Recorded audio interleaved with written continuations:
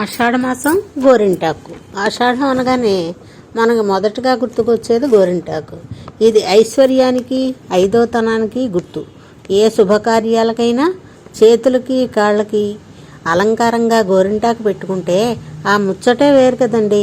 సాక్షాత్తు మహాలక్ష్మి నడిచి వచ్చినట్లుగా ఉండే ఆ పారాణి పాదాల అందం పెళ్ళికూతురికి జీవితంలో లభించే ఒక్కసారి లభించే అపురూప ఘట్టం.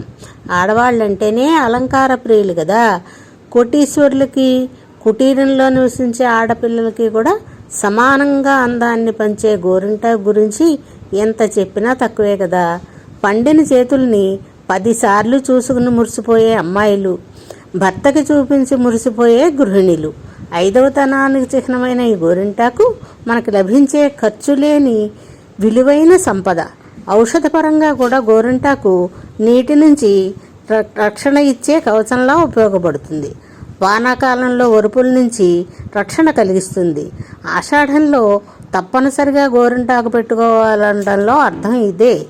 మనం నిత్యం పనిపాట్లలో గడుపుతాం కదా, కనుక ఈ రక్షణ మన పెద్దవాళ్ళు ఏర్పాటు చేశారు. అరచేతిలో మలచిన చంద్రుడు, చుట్టూరా చుక్కలు, వేళ్ళకి గొడుగులు, ఈ సాంప్రదాయాలు ఎంత అందమైనదండి.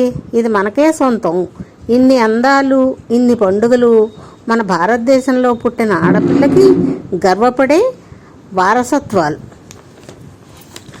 గోరింటా పూచింది కొమ్మ లేకుండా, మురిపాల అరచేత మొగ్గ తొడిగింది, ఇంచక్క పండిన ఎర్రని చుక్క, చిట్టి పేరంటానికి శ్రీరామ రక్ష, కలికి పేరంటాలికి కలకాలం రక్ష.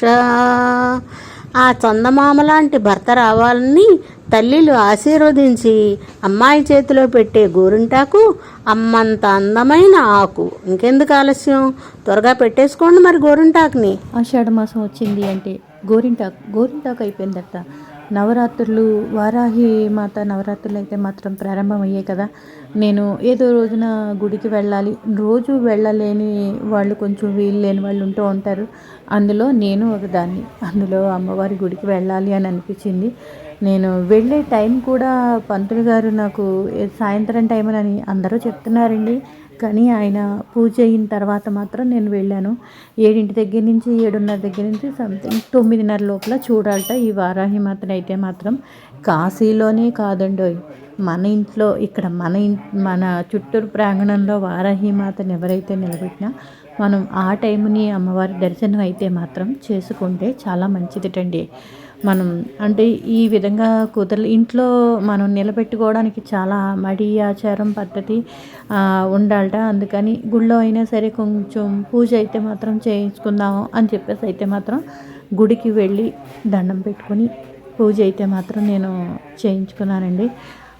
అమ్మవారిని నాకు వారాహి మాతని చూడగానే ఒక్కసారి ఒళ్ళు జలధరించినట్టు అయినండి. ఎందుకంటే ఆ రూపం మనం ఎప్పుడు సర్వసాధారణంగా అమ్మవార్లన్నీ సౌమ్యంగా ఉన్న రూపాలే చూసాం ఇప్పటిదాకాను.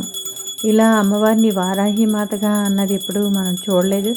ఈ మధ్యన అమ్మవారు ఎక్కువ కూడా అందరి నోటంతా కూడా వారాహి మాత గురించే వినపడుతుంది. నిజంగా అమ్మవారిని దండం పెట్టుకున్న నియమ నిష్టలు చాలా చాలా ఉండాలటండి. ఈ విధంగా అమ్మవారి దర్శనం అయిపోయింది. నెక్స్ట్ హారతి అవి ఇచ్చారు, దేవుడి పూజ అయితే అయింది, కుంకుమ పూజ అయితే మాత్రం చేయించుకున్నాం. ఇది నా బ్లాగ్లో ఒకటండి.